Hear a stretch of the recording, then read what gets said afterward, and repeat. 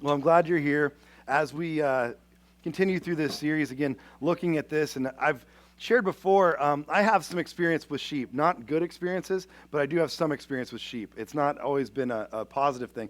I remember my grandparents, they live in the middle of absolutely nothing in Oklahoma, and they have a huge farm. And so there was one time where I had gotten to the farm. I was very excited to be there. And when I would get to the farm, I would just go crazy. Like I would just try to do as much as I could. I'd try to see as much of the land and just kind of run through the area as much as I could. So there was one time I got to the farm.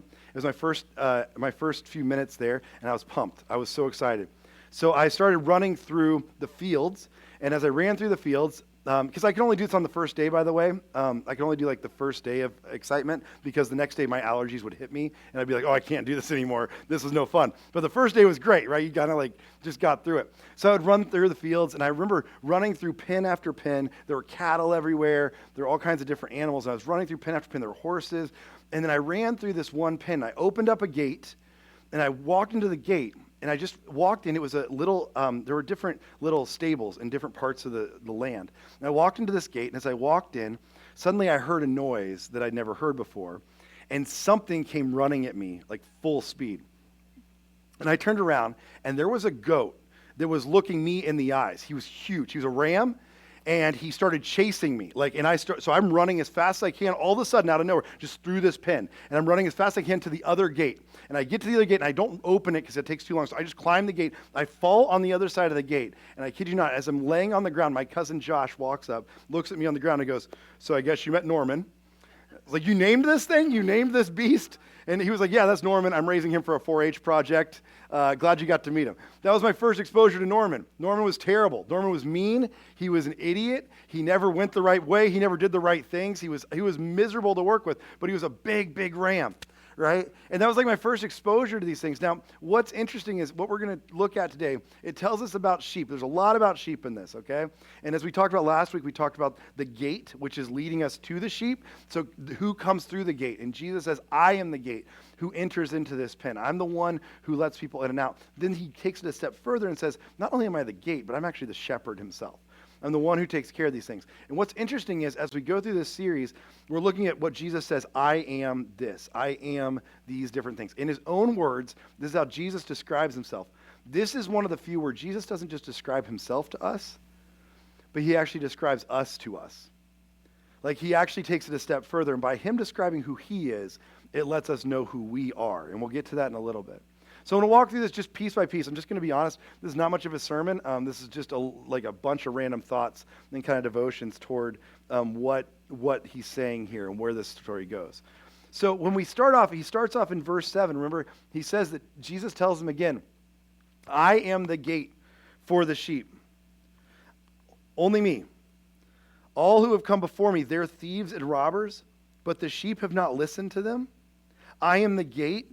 He says it again. Whoever enters through me will be saved. They will come in and they will go out and they will find pasture. Like they're going to find this peace. This pasture reference right here is a reference that if you have ever been to the Middle East and where Jesus is talking about, by the way, there's not a lot of grass. I don't know if you've ever seen the Middle East on TV, anything about it. Where Jesus is talking about pasture is hard to find. The place of peace. What Jesus is referencing, there could be some references here to Psalm 23, right? Where that the Lord is my shepherd. I shall not be in want, right? He makes me lie down besides the still waters. He restores my soul beside those. Why? Because water was a commodity. Having pasture was where you would find peace.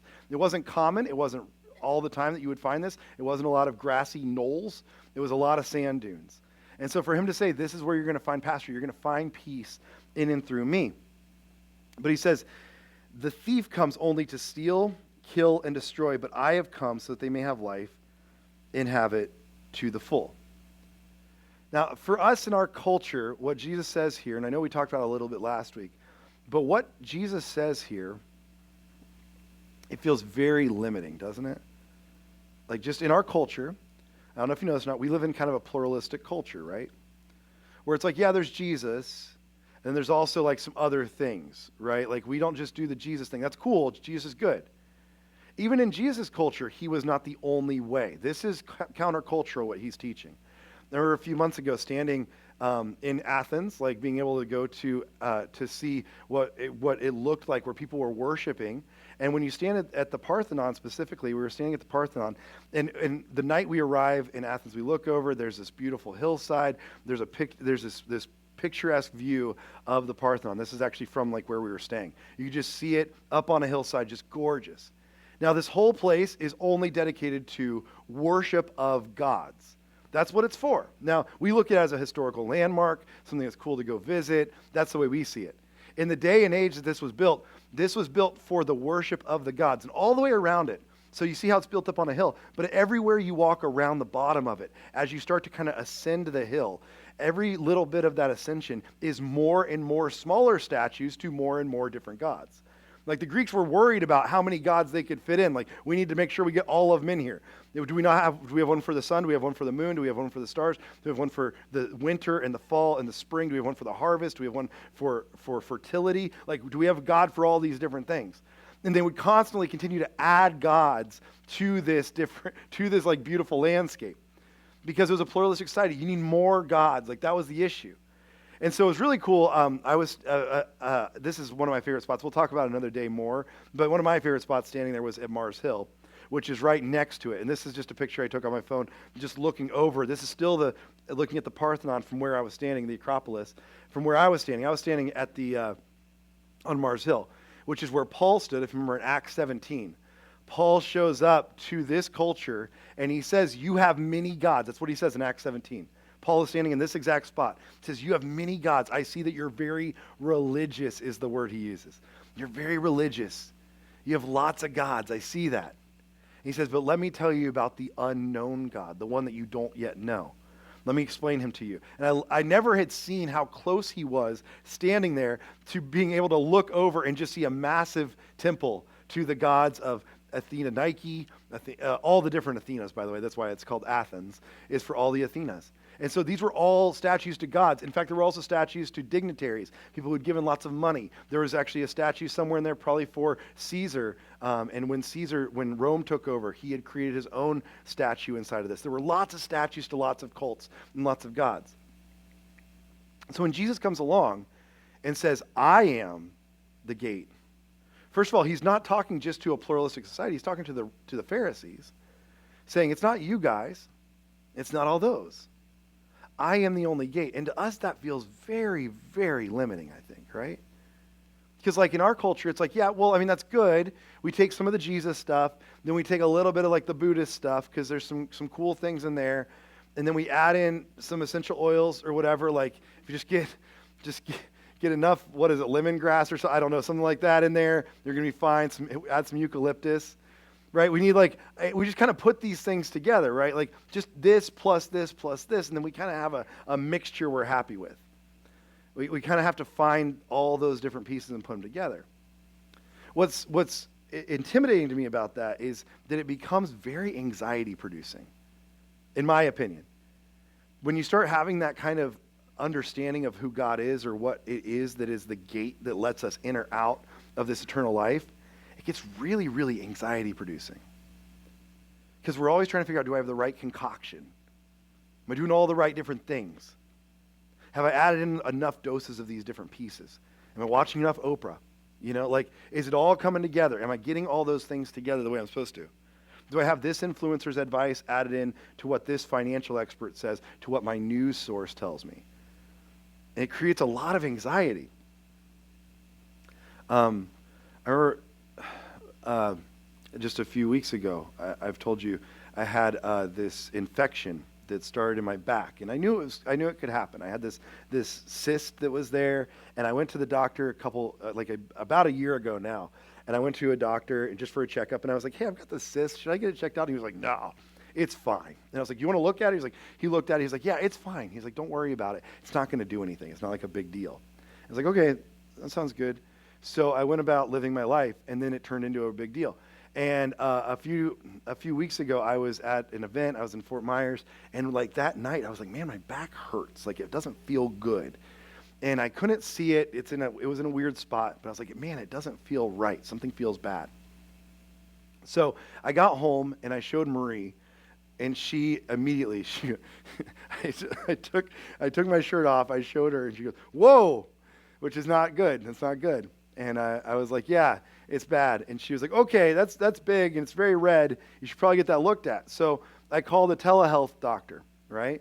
And so I hold up my phone, and I call this telehealth person. They say, well, I need to see the spot. And so I had Marie hold the phone. I turned around, and they held the thing up, and I kid you not, the doctor goes, whoa, that's really big. That's really something.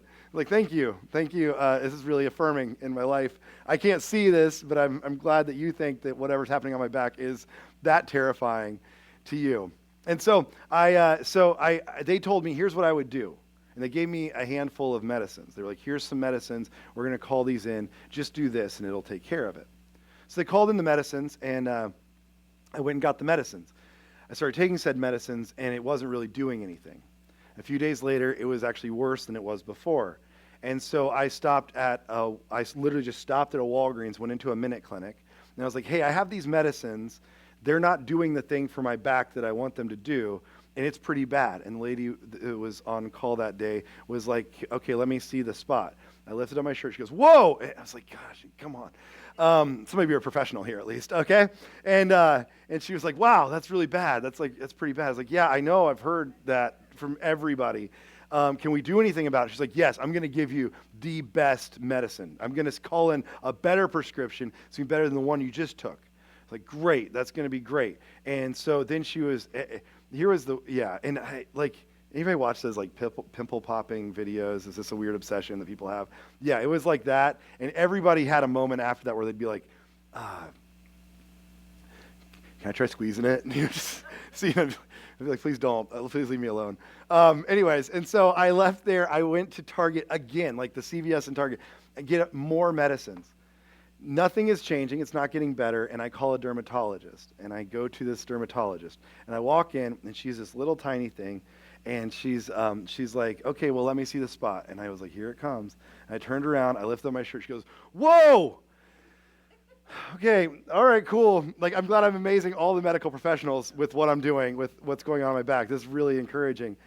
And she goes, I've got you have the wrong prescriptions. Let me call in. At this point, I kid you not, I had 5 different prescriptions that I was on. And all of them were stacking, and then they would be like, oh, stop this one, start this one, take this one, don't take this one. While I was there, she took a swab of my back, and she said, I'm going to send this in for culturing just to make sure we're on the right track. I get a call 3 days after I've been taking the medicine she gave me that is now the 5th medicine that I'm on, and she calls me and she says, hey, I actually realized when I took that swab of your back, actually it was we gave you the wrong medicine. I called in a new prescription for you. It's the right one. Go get it. I kid you not, we went to CVS at Target. We picked up a prescription for a prescription you probably never heard of called amoxicillin. We ended up at amoxicillin, like all the way back at where we could have probably started with any infection that's ever happened in the history of the world. Like it was like, how do we go back to the very basic thing? That's where I ended up. And the whole time, there's this anxiety building me because I'm like, am I taking the right thing? Do I have the right thing? Do I need something else? Is there more that I need? Is this the right stuff? Am I doing the right stuff? There's an anxiety that actually is produced just by not knowing, because we want all the things to be the thing. We have so many options today. We're used to options. And so in a pluralistic society, that's what we're looking for. We want like the cheesecake menu version of spirituality. Like, just give me all the things. I'll read through it for an hour and a half. And what I'll come back to is I'll read through your cheesecake menu, and then I'll also look back at it like the whole menu. I want to look at every single option you have in this menu, and then I'll end up getting chicken tenders or whatever. Like, we're going to go right back to where we started. But like, it's amazing. We want this whole pluralistic society. And I think it actually creates an enormous amount of anxiety within us. Because if I'm being honest with you, like, I know people, and I'm not exaggerating this, I know people who, like, they're learning how to parent. Their biggest concern in like parenting, they try to solve by watching YouTube videos. Like, well, if I just watch if I find the right YouTube influencer, the right people doing this on YouTube. Or like, I have to figure out how to handle my finances. Let me watch some news personality. Or my marriage is falling apart. Let me look at a TikTok influencer on what they do for marriages.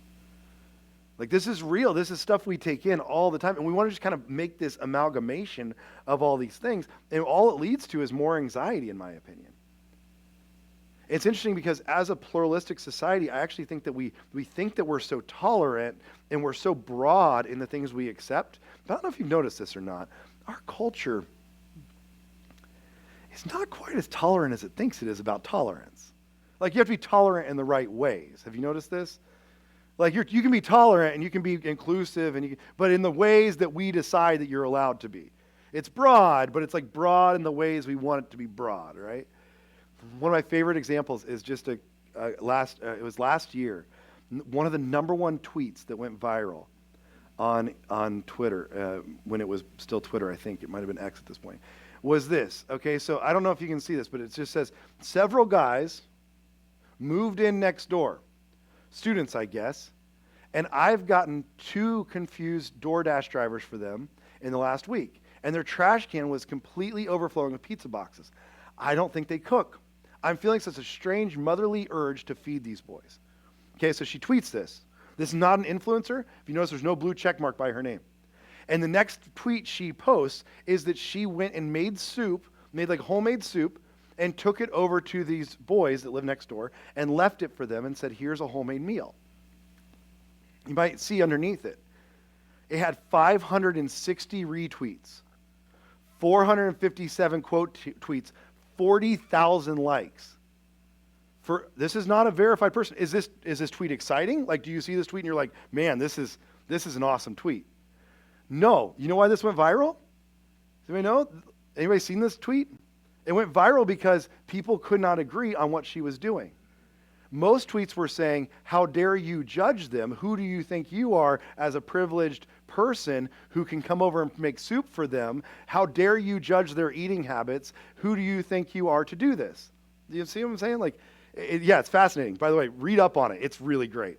One of the other number one tweets from last year was a woman who, not an influencer, no blue check mark. She went out to her garden one day and she took a picture of her cup of tea in her little tiny patio area. And she said, one of my favorite hobbies these days is having tea with my husband in the afternoons.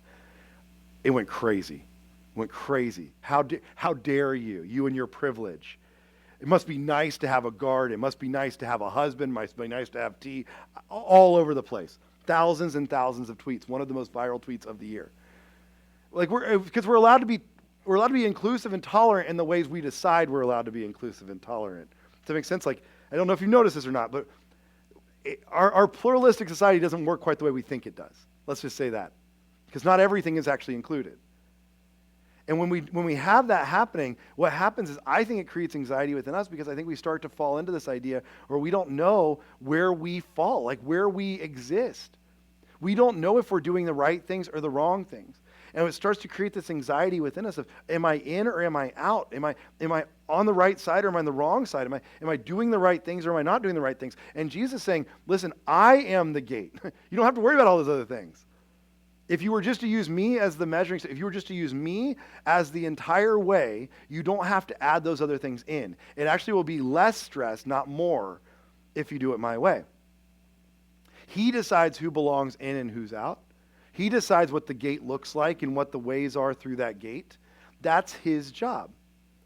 And my hope is, I think most of us, we're actually more fearful when we think that way, oh no, what if Jesus is the one holding this gate open or closed? But if you think about all the other options, I actually think it might be the most peaceful way. I think it might be the most simple way to be able to understand who he is and to understand who's in and who's out and how this all works. I am the gate. He is. He's the gate. For many of us, we wonder about that all the time, and that's why I think the church has had it backwards for a long time. A friend of mine wrote an article, this was years ago. He left a church, and he wrote an article in Relevant Magazine.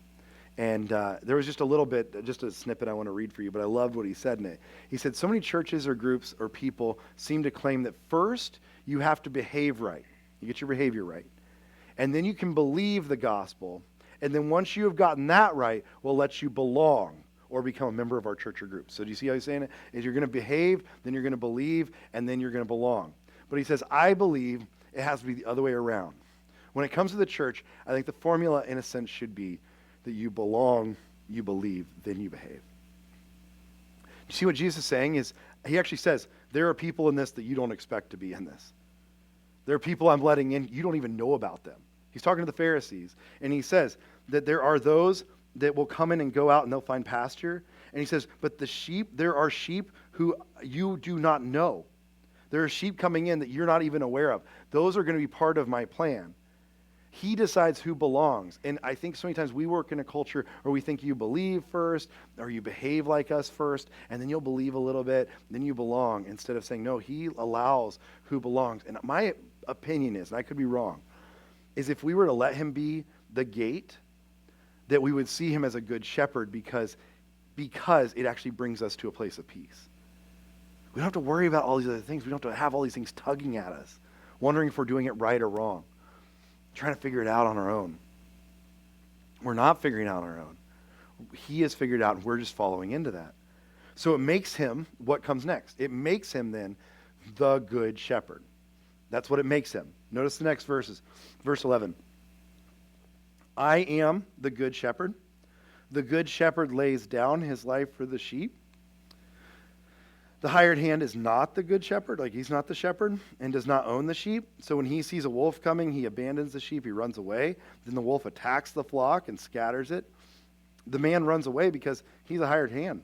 He cares nothing for the sheep. Now, Jesus is obviously talking. Remember who he's talking to.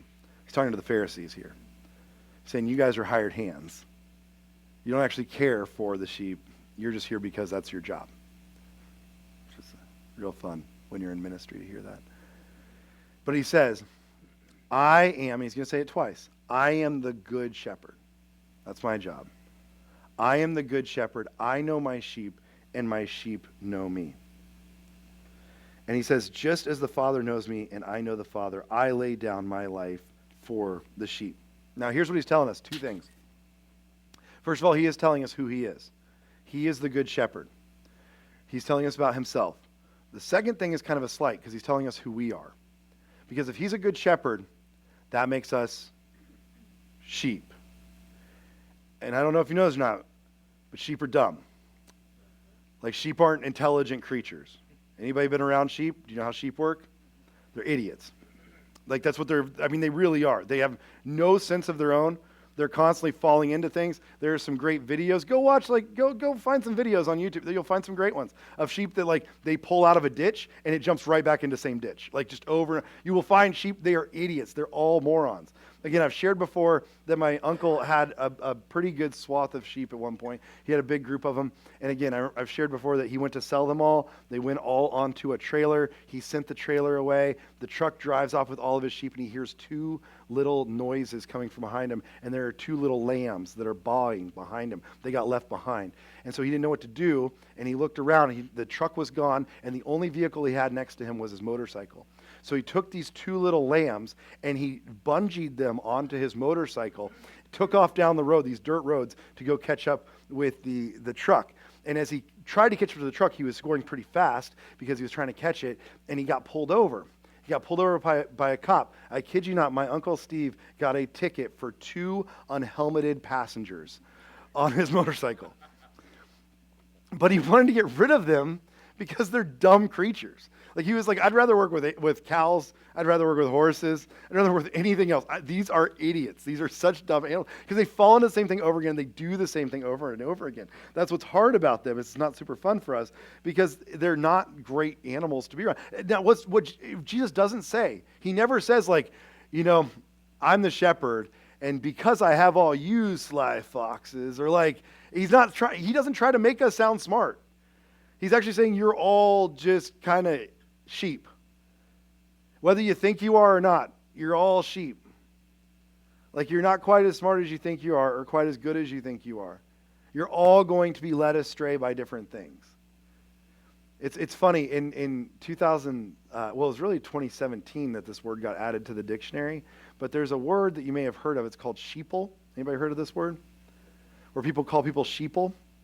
And it's used as a derogatory term. You use it this was used a lot, by the way, during COVID, things like that, where it was these are the smart people who see the big picture. They see what's really going on around here. They see the conspiracies. They see that Bill Gates is in charge or whatever, right? Then there was the group that was called the sheeple. Those are the people who were easily influenced. They're not quite as smart. It was really everybody else. You're just falling for it. You're going along with what's already there. This term is used a lot, by the way. It's used like you're sheeple. You're not quite as smart as other people. And that sounds bad. It sounds harsh. There's actually like Christian brands out there now that are about being lions, not sheep. Or about being wolves, not sheep. Like we're wolves, we're not sheep. We're lion, we're not sheep. Actually, in the Bible, Jesus never calls us anything but sheep. I don't know how to break it to you. And I don't think he's saying that to be necessarily derogatory towards us. I think what he's saying is you are a human, and as a human, you will be influenced. That's just the way it's going to work. Your life is going to gravitate towards something all the time, whether it's someone or something that you want. You are constantly being influenced, whether you believe it or not. You're all sheep. Every one of us are sheep. Not just some of us. Every single one of us, we are sheep. And that's not fun for us to think about because it like kind of hurts a little bit. But what he's saying is if he's the good shepherd, therefore that means we are all sheep. And the thing that what he's telling us then is that he's not dependent on us being smart. He's not saying, you know what you need to do is you need to get a little bit smarter than sheep. This isn't depending on us getting better. It's depending on us listening to the shepherd. Notice which one he calls good. He never says, and you're good sheep. But he does say that he's a good shepherd. Which one's good here? Is it us or him? It's completely reliant upon the shepherd to be the good one. He is the good shepherd. I know for me, it's something I've like dealt with multiple times. I mean, I can't tell you. I'm in a season of I've been praying through some things in my own life, and I've mentioned many times, like one of the practices I've gone to is where I pray through kind of a purgation of sin is what it's called. And the purgation of sin is just this underlying idea that there are kind of 4 levels of sin. It's really a Catholic practice, but the idea that there's gross sin, which is an agreed upon sin. So if I lie to you, we would agree that's a bad thing, right? Like we can all agree that's not okay. But then underneath that, there's another kind of sin that we call the deliberate sin in these that you pray through. And that's a culturally acceptable sin. So a lie might be bad, except for a white lie might be okay, right? So culturally, we'd be like, well, what were you lying about? Like, what were you not telling the truth about? Was it something you needed to kind of say? Was it okay to say? That's a culturally acceptable sin. Then there's the unconscious sin, which is even below that, which is like the thing where you pray through what is it that you're experiencing. Maybe like these are things where it's the root cause. So if I were to lie to you, what is the root cause of that lie? Is it my pride? Is it vanity that I need you to think something about me? Is it because I don't want to face the truth? Is it something where it's deeper seated than that? Is it an anger? Is it a pride? Is it a lust? Is it a greed? Like usually 7 deadly sins kind of falls here. And then the last one is the trust structure. And again, if you ever conquer this one, you let me know. But this is anything that you trust more than you trust Jesus. Anything. And as sheep, we're constantly being pulled that way. We're constantly finding things we trust more than Jesus. We're listening for other voices. We're trying to find other things. What is that thing? And for me, what's interesting is, as I found this, as I go through these prayers, I don't know if you've ever done something like this, it's miserable. You do not find yourself in a better place when you're done. You don't come away from it. I've never come away from that prayer being like, man, I'm good. I nailed it this week. You know, like today was a pretty good day. Because I can always find those things, and you probably could too. However bad you think you are, I mean, to be honest, we're probably worse. I mean, I'm not trying to make you feel terrible. I'm just saying, to be honest, we still hold ourselves usually in pretty decent regard. We're probably worse even than we think we are. But even with that, what's interesting is, as I come away from it personally, I only walk away feeling grace upon grace. Like it's not, I don't walk away going, man, I'm just terrible, and that's where it ends. What I find is that I find if God still has grace for me even in spite of that, and even because of that, how much more am I loved? If my family can find grace for me and deal with me, even though I am that person over and over again, how much more am I loved? How much more grace is there? That's what Jesus is saying. This isn't reliant upon your goodness. It's not like you're going to nail the test every time. You're still a sheep. It just turns out he's a really good shepherd. He's like a really good shepherd. Because a sheep's never going to be safe on its own. It's never going to be able to do it's never going to be smart on its own. It's never going to provide for itself. A sheep cannot protect itself in any real way. It's not relying upon its own ability. It's relying upon a shepherd who guides it. And that's what he goes into. That's what he starts to talk about right after this. So he says, as he continues in verse 16, he says, I have other sheep who are not of the sheep pen. I must bring them in also. They too will listen to my voice, and there shall be one flock and one shepherd. Now he's referencing what he said, if you remember last week, he's referencing what he said earlier on in this chapter. Go back, if you have your Bible open, just go back to the chapter to verse 3, and you'll see in verse 3, he says, the gatekeeper opens the gate and for them, and the sheep listens to his voice. He calls his own sheep by name, and he leads them out. When he brought out all the sheep on his own, he goes out ahead of them. That's actually pretty important stuff, by the way. He says he goes out ahead of him, of the sheep. That's where he goes. And the sheep follow because they know his voice. They will never follow a stranger. In fact, they will run away from him because they do not recognize the stranger's voice. Now, this is something that Jesus is talking about that's pretty interesting about how he shepherds as a good shepherd. So there's two ways to move sheep. I don't know if you know this or not. I had to learn this. There's two ways to move sheep around. So when I was a kid, again, we'd go to the farm, and we would, our big thing was, most of my job was moving cattle. Anybody moved cattle before? It sounds really rugged. We didn't use horses because they didn't trust us on those. What they trusted us on as 10-year-old boys was four-wheelers. It was great. It was very smart. I'll never forget racing across, at one point, just racing across a pasture. Again, my cousin was on another one, my cousin Brian, and we were on two four-wheelers. We were racing each other, and I watched as Brian looked over at me because he was about to take the lead, and then all of a sudden he went straight into a barbed wire fence. Yeah, and we were idiots, just idiots. And so our job was mostly to drive four-wheelers. That's what we were good at. My grandfather trusted us with that for some reason. And so we would move the cattle. We would get onto these four-wheelers, and we would move cattle. So you would get behind them, you would honk the horn, and you would slowly move all the cattle in the kind of a formation of all these four-wheelers to move them from one field to another. But sheep were different. Sheep, you would do the same thing. You might line up all of those four-wheelers, and you would have your dogs. You had collies that would kind of follow them and kind of nip at their heels, keep them moving. But sheep were so much more stubborn. I'm telling you, they just don't move a lot. I remember specifically one time trying to move one into a gate, one into a pen. There was one sheep that would not get in the pen. And I remember my brother, he decided that he would take on the sheep one-on-one. The sheep would not get in the pen, and we'd go to close the gate, and the sheep would run out. And so my brother said, you know what, I got it. Now, my brother's not a small man. My brother's 6'5", 6'6". He was at least 300 pounds at this point in his life. And he was like, I got this sheep, don't you worry. And so we went to close the gate, and the sheep, sure enough, came running out. Went to close the gate, the sheep came running out.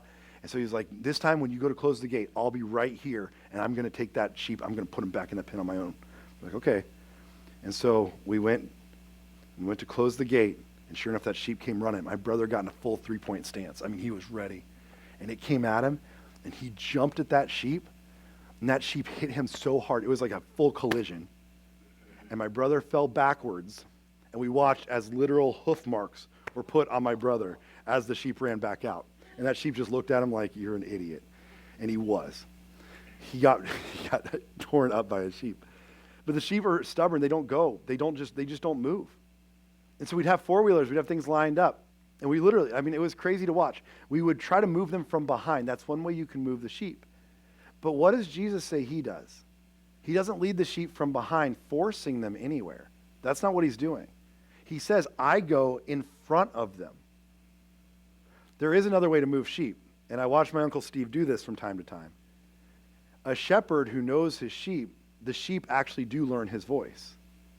And instead of pushing them from behind, that shepherd, after he has built a relationship with them, he can go to the front, and instead of forcing them into anything, they follow him. They're not forced, they're following. And they follow because they hear the shepherd's voice. What Jesus is saying here is, I'm leading you somewhere. I'm the only one who can do this, and I promise there's going to be lots of other voices coming at you. I'm the only gate, but I need you to hear my voice. And when you do, you're not forced into this. This isn't something I'm making you do, but when you hear my voice, just follow into that voice. Follow me as I move forward. For many of us, I think it's really hard because we have a hard time hearing God's voice, right? Like it's a tough thing for us. I think for the most part, it's because sometimes we're trying to find every other solution we can to a problem instead of listening for the voice of God. I think it's because we're trying to add in all these other things to the gate, all these other concoctions, all these other things that we can put together. And we're so busy trying to find the right one that we like that we're not actually hearing the shepherd's voice. And if we did, it wouldn't be forcing us anywhere. We would be following into that good shepherd's voice. And then he finishes off by saying, at the end of this, he says, the reason my Father loves me is that I lay down my life only to take it up again. No one takes it from me, but I lay it down of my own accord.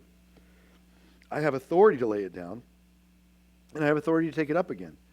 This command I received from my Father. Why Jesus is a good shepherd, in his own words, is that he is telling us the reason he's a good shepherd is because he lays down his life for the sheep. At the end of the day, he is the only one who will actually be willing to lay down his life for the sheep. The reason that I'm glad that Jesus is the only way, if you might, and maybe you're not happy about that, the reason I'm glad that Jesus is the only way is actually if you study all religions, this is the only religion that gives us a bloodied Savior. It's the only religion where the Savior that we're talking about is actually one who is willing to die. All others give you a God who's too good for death, a God who would never lower themselves to be part of mankind, and a God who certainly would never lower themselves to be tortured and killed by mankind. This is the only one that has a God, a Savior who's willing to get in the dirt and get bloodied. A Savior who's willing to die for those he loves. A Savior who actually serves those who serve him. That's why he's the good shepherd. It's the only one who does this. That's why he's the only way, the only gate. So what I want to do this morning, as we close, as we just kind of wrap up, and we're going to just sing for just a second before we leave, is before we do that, I want to give you a second to, I know this is hard to do, I know it's a weird thing to do, but I want to give you a moment of just kind of some space in your life. Maybe you don't have a lot of that. Maybe we've been trying to hear a lot of different voices coming at us. I want to give you some space in your life to just listen for the Good Shepherd. Listen to his voice. Maybe right now you have some decisions you're trying to make. Maybe you have some things that you're going through, some pain, some trauma, some things that are happening within you. Maybe you have some concerns that you have. Maybe you have some bad news that you've been dealing with, whatever it is. And I want to give you some space just to listen for just a second for that voice. And just allow you to hear the Good Shepherd's voice as he speaks. So if you would, we'll pray together, and then I'll just give you a second. You can just stay seated where you're at, and you can pray where you're at and listen for that voice. Jesus, I thank you for being the Good Shepherd. I thank you for being the one who is the gateway, the only gateway into eternal life, into these peaceful pastures. And Jesus, we look so many other places. We try so hard to find other things.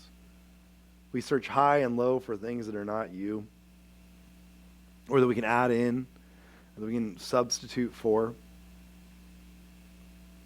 And we thank you that you are the only way. And this morning, as the Good Shepherd, we want to take a second just to listen for your voice. Just to hear the voice of the shepherd who goes in front of us, who goes before us, who is willing to be beaten and die for us. And so we want to go listen for that voice of the shepherd that speaks to us. We thank you so much for how much you love us, the way that you care for us. We thank you for being a good shepherd, even when we're not good at all. And we go astray time and time and time again. We fall into the same pit and trap over and over again. We thank you that you are still a good shepherd for us, and that you still love us. So I pray that you would speak. Holy Spirit, I pray that during this time, just for the next few moments here, we would be real with you about the questions we have, the concerns we have, the thoughts that we're dealing with, the questions of what we do next, or the concerns we have for friends or loved ones or ourselves, the the directions that we need to go, the things that we're worried about in our hearts, would we just give those to you for just a second and hear you speak?